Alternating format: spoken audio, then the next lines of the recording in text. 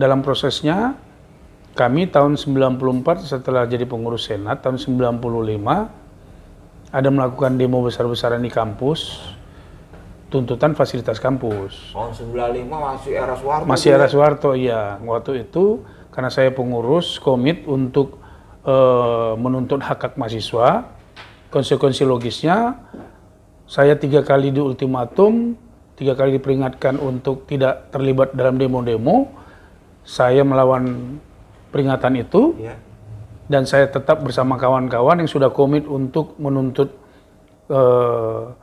kebutuhan mahasiswa, menuntut hak mahasiswa. Akhirnya beasiswa saya dicabut.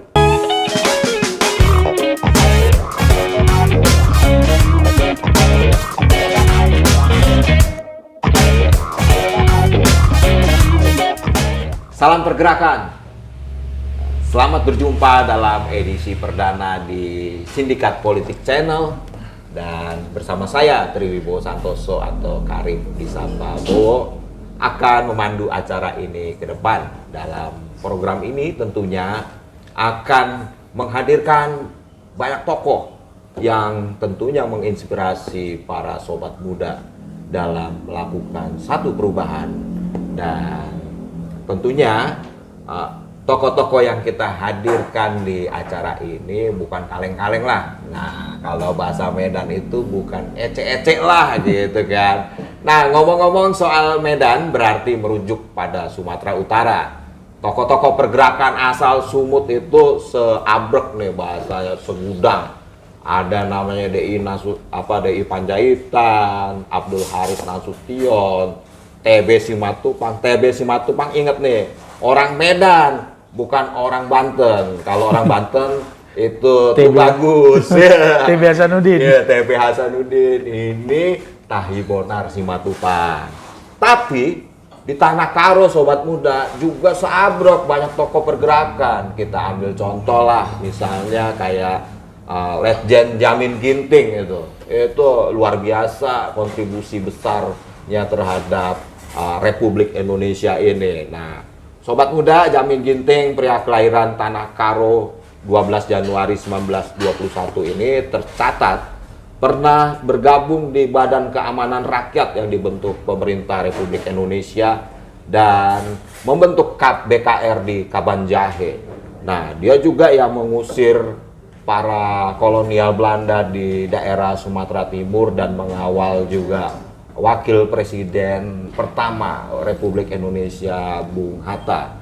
Maka tak salah dia diberi gelar pahlawan nasional. Tapi di era reformasi, sobat muda juga harus ketahui bahwa pemuda-pemuda Tanah Karo ini juga banyak sekali berkontribusi besar menumbangkan rezim otoriter Soeharto gitu, membuat satu perubahan. Kita nggak mau berlama-lama lah ya. Ini satu diantaranya adalah Bung Sangap Surbakti. Kalau sobat muda yang pernah ada di lapangan, sobat muda yang pernah terjun di demonstrasi tahun 98 sudah tak asing lagi dengan nama Bung Sangap ini. Ya, kalau di TNI itu istilahnya komandan infanteri. Kalau sudah ada dia, 3 langkah revolusi, udah pasti chaos itu, ya enggak? Udah pasti chaos. Tapi saya tak mau berlama-lama untuk berbicara panjang lebar soal pribadinya Bung Sangap karena orangnya ada di sini. Ya, Bung Sangap, apa kabar? Sehat. Kabar baik, Bung Bo. Kita tos dulu Sindikat Politik. Sindikat Politik luar biasa. Okay. Bung Sangap, ya. Tahun 98 Anda itu kan paling aktif di lapangan gitu. Sampai saya teringat betul ya karena ada di lapangan gitu. Anda yang melakukan lobby-lobby ke komandan-komandan TNI yang menjaga pintu gerbang DPR gitu. Sampai mau cawe-cawe seperti itu. Tapi kalau saya lihat sepak terjangnya Bung Sangap ini masuk UKI kan beasiswa. Ya, betul. Atlet sepak bola, gua mau sih, ya kan, untuk cawe-cawe di dunia pergerakan. Kalau saya jadi Bung Sangap, mana mau dapat fasilitas gratis dari kampus, dapat beasiswa ya kan, kuliah sampai akhir nggak usah bayar ya. Kok mau sih Bung Sangap? Iya, ini soal komitmen aja sih. Oke. Oh, jadi memang betul tahun 92 saya beserta 2 teman, jadi kami bertiga itu diberangkatkan dari Medan ke Jakarta oleh waktu itu namanya Dinas Pendidikan dan Kebudayaan, Dinas Pedanka. Sekarang itu namanya Dinas Pendidikan Nasional Diknas ya. Iya. Waktu itu kami penerima beasiswa berangkat ke Jakarta, dikuliahkan di beberapa universitas. Saya memilih UKI, Fakultas Hukum. Memang dalam prosesnya saya mendapatkan beasiswa, tapi karena saya waktu itu bergaul juga dengan lingkungan kampus, saya waktu itu diminta untuk aktif di lembaga organisasi kemahasiswaan itu Senat Fakultas Hukum UKI. Ya saya mau, saya terlibat. Saya waktu itu di bidang minat dan bakat. Itu kalau nggak salah itu di bidang 3. Iya. Dalam prosesnya kami tahun 94 setelah jadi pengurus Senat, tahun 95 ada melakukan demo besar-besaran di kampus, tuntutan fasilitas kampus. Tahun 95 masih era Soeharto. Masih era Soeharto, iya. Waktu itu karena saya pengurus komit untuk menuntut hak mahasiswa, konsekuensi logisnya saya 3 kali diultimatum, 3 kali diperingatkan untuk tidak terlibat dalam demo-demo. Saya melawan peringatan itu. Iya. Dan saya tetap bersama kawan-kawan yang sudah komit untuk menuntut kebutuhan mahasiswa, menuntut hak mahasiswa. Akhirnya beasiswa saya dicabut. Wah. Beasiswa saya dicabut dan saya sudah tahu beasiswa saya dicabut, saya tetap Sudah sadar itu ya? sadar. Konsekuensi logisnya. Iya, karena waktu peringatan terakhir saya diultimatum kalau masih demo lagi, beasiswa dicabut dan saya tunjukkan saya komit demo dan beasiswa saya dicabut tahun 95. Itu keluarga di kampung gimana responnya Bung Sangap? Iya, tentunya orang tua kan maunya kan anaknya nggak ada yang mau menderita kan. Iya. Saya ditelepon oleh orang tua, oleh ibu saya sampai nangis, minta saya balik ke Medan. Saya bilang saya nggak mau. Saya bilang, ya biarlah saya merantau di Jakarta, saya bertarung dalam kehidupan ini. Terus orang tua coba menawarkan, ya udahlah, dia bilang kalau kau mau kuliah nanti kita cari kampus di Medan. Saya bilang, ya nggak ada uang orang tua kan. Mama ibu saya kan, ibu bapak saya kan memang ya nggak ada duit lah ya. Ya udah, saya tetap bertarung di Jakarta. Saya tinggal di Medan, tidur di kampus sekian ada 5-7 tahun. Dan waktu itu, waktu saya dikasih surat pemutusan beasiswa, saya nggak terima. Maksudnya saya nggak pegang. Oke. Karena saya katakan, saya sudah tahu isinya, buat apa saya terima. Tapi saya akan buktikan, saya akan selesai di UKI ini kuliah tanpa kalian. Dan akhirnya puji Tuhan, dalam proses saya mencari duit di Jakarta, saya tetap ikut membackup gerakan teman-teman, mengadvokasi dulu. Dan kuliah saya tahun 2004 selesai, artinya S1 saya 12 tahun. Wih, selesai. Mahasiswa paling lama. Dan setelah saya selesai S1, saya buktikan, saya ambil lagi S2 di UKI. Selesai lagi saya 2014. 2010 saya lanjut studi S2, 2014 saya selesai S2 saya. Dan ya puji Tuhan saya sekarang mengajar di Fakultas Hukum UKI. Artinya saya komit, dahulu saya katakan saya akan selesaikan kuliah saya di UKI tanpa kalian dan saya selesaikan itu. Luar biasa. Jadi saya ini soal komitmen aja waktu itu, saya komitmen sama teman-teman lembaga, mahasiswa, saya akan advokasi, konsekuensinya saya terima dan saya jalanin itu. Bagaimana ceritanya Bung Sangap ini bisa mengenal dunia pergerakan gitu? Nah ini gimana ceritanya? Sebenarnya kecelakaan ya kalau di dunia pergerakan. Tahu dunia pergerakan sih ya. Kecelakaan aja, Bu. Karena apa? Jadi begini. Karena kita bergaul di kampus. Ini mantap nih datang nih. Ada sajian nih.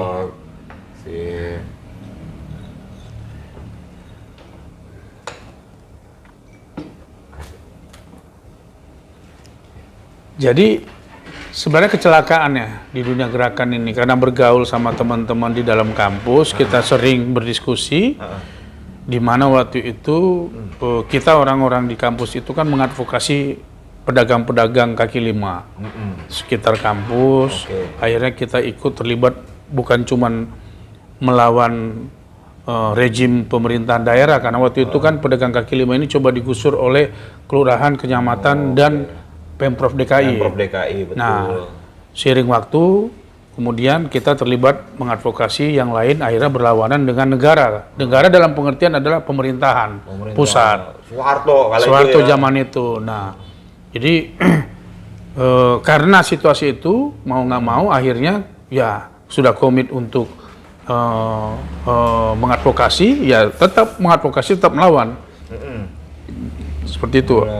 Luar biasa. Jadi pilihan waktu itu, tidak ada yang mengarahkan, tidak ada yang mempengaruhi.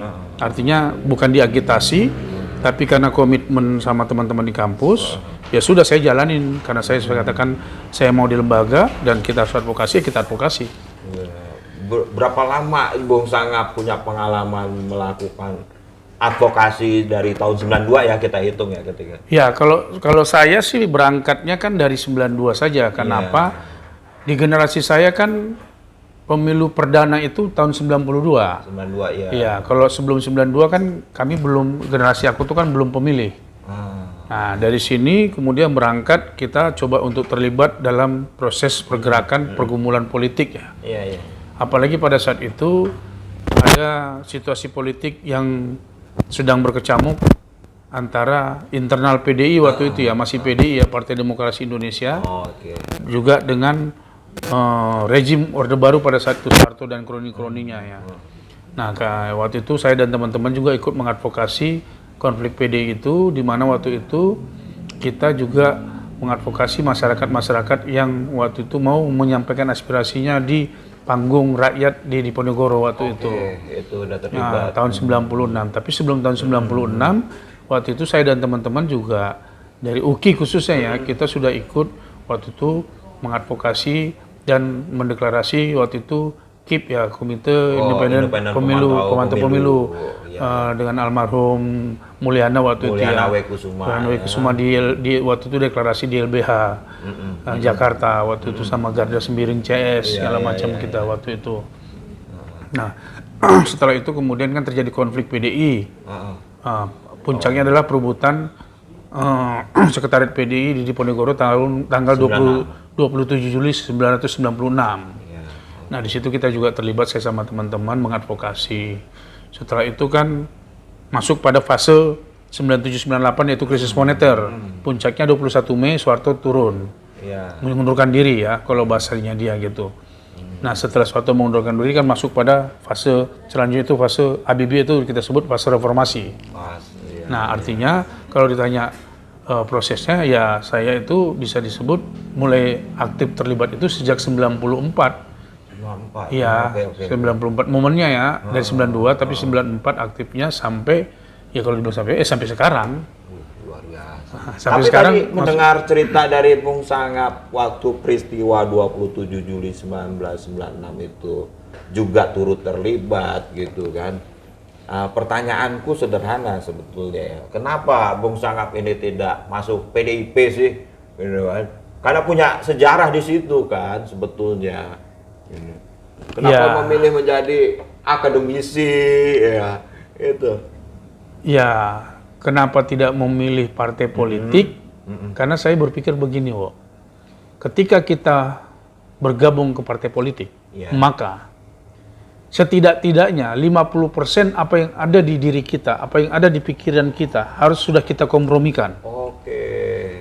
Tetapi kalau kita tidak memilih masuk ke partai politik, 1% pun bisa tidak kita kompromikan kepada partai politik tersebut. Artinya kalau kita sudah siap untuk berkompromi, dalam pengertian adalah dalam politik kita harus kuat ditelikung, kita harus kuat ditikam dari belakang. Nah, kalau untuk begitu saya belum siap. Itu berarti yang menjawab Bung Sangap ketika ada di lingkaran kekuasaan di era SBY, tidak memilih masuk Partai Demokrat. Tidak, Itu profesional ya berarti ya? Iya, waktu itu saya dihubungi oleh teman-teman termasuk Andi Arief Iya. untuk mendampingi beliau di kantor staf khusus presiden. Ya sudah, waktu itu terjadi negosiasi di salah satu hotel di Jakarta. Waktu itu mereka minta saya mendampingi memberikan pendapat.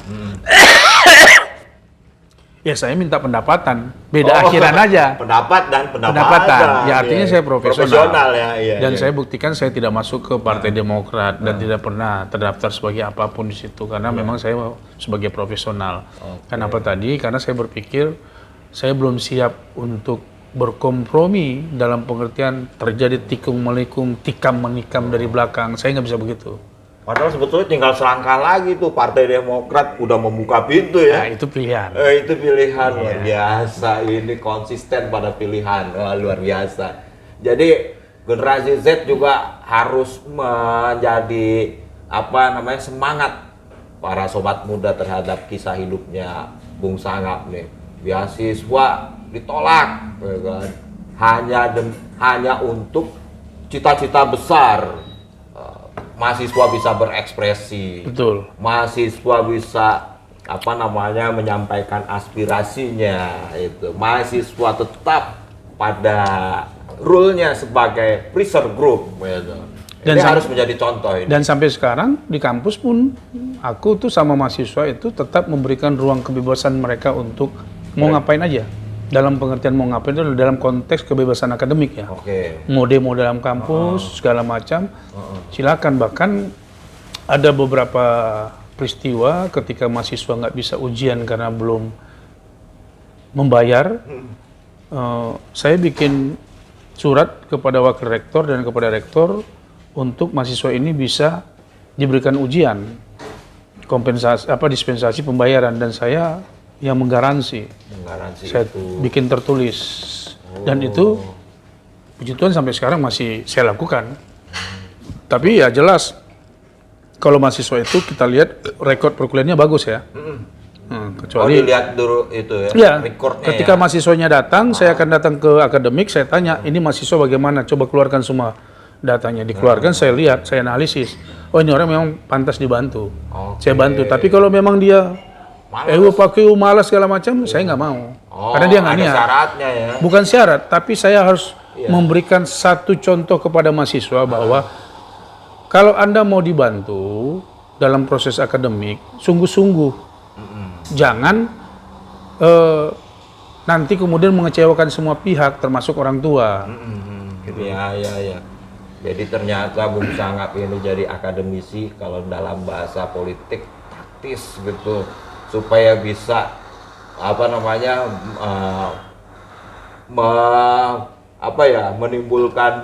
memunculkan benih-benih anak muda yang revolusioner. Luar biasa, tapi dengan catatan ya anak mudanya juga harus rajin gitu kan. Katanya Bang Sangap seperti itu.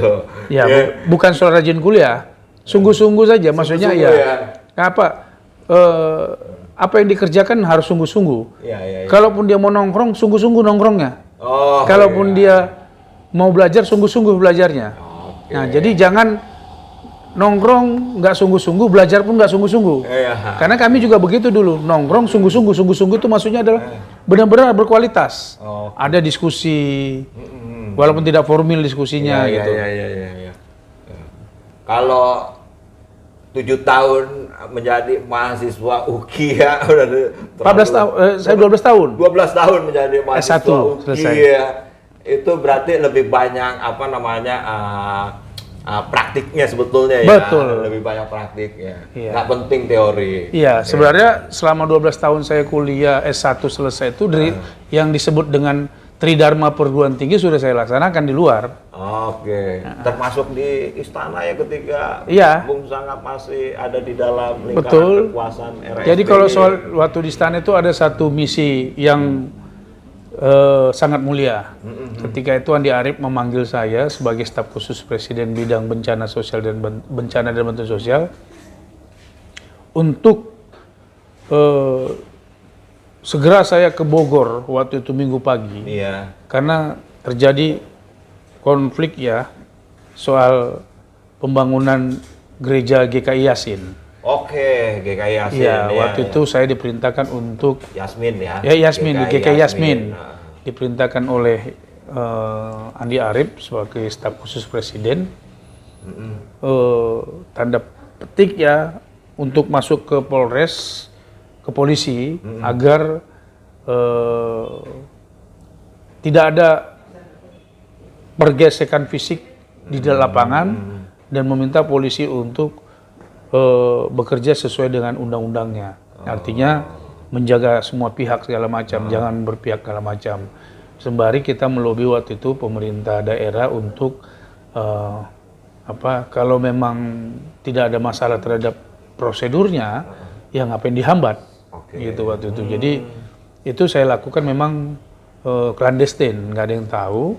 Tapi ada teman almarhum namanya Hendrik Sirait yang dia biasa dipanggil Iblis. Oke, ya. Al-Misbat ya. Dulu dia ketua PBI waktu itu, kapasitasnya. Masih ketua PBI.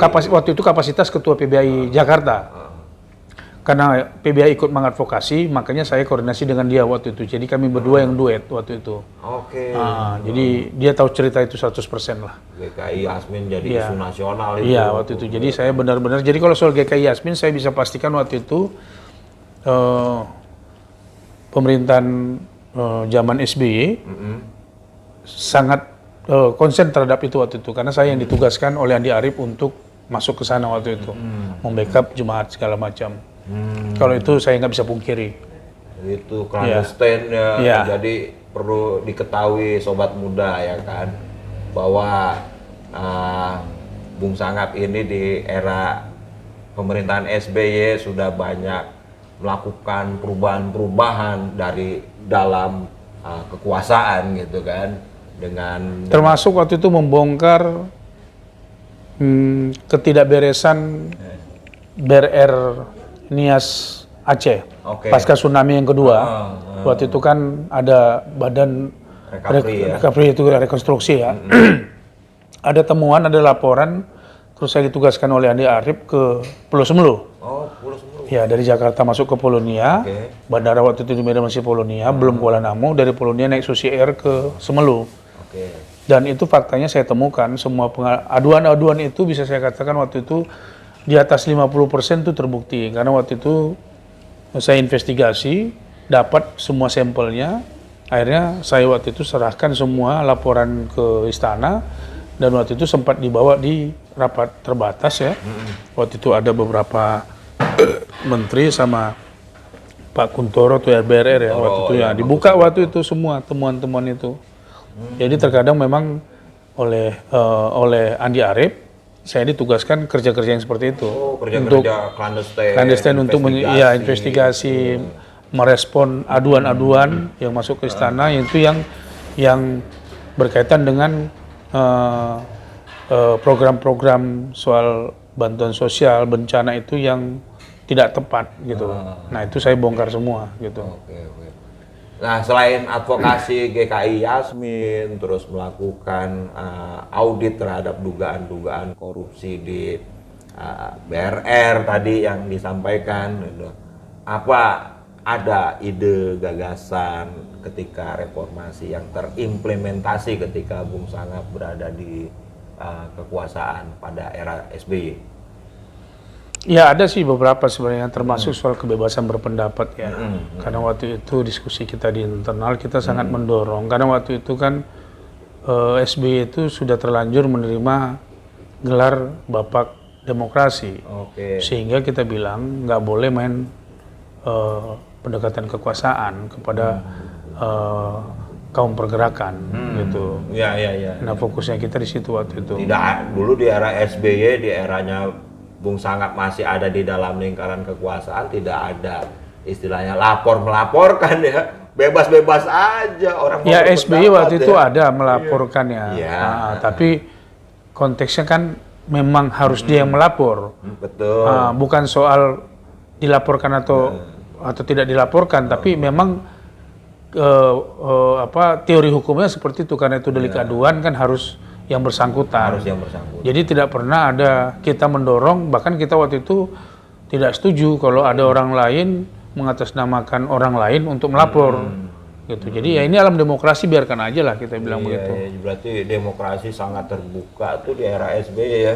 Ya, Kalau sebenarnya- sekarang, di era Jokowi orang demo terhenti di patung kuda, Bung. Waduh, siapa yang mau dengar? Kudanya juga nggak hidup. Patung ya, apa yang mau didengar?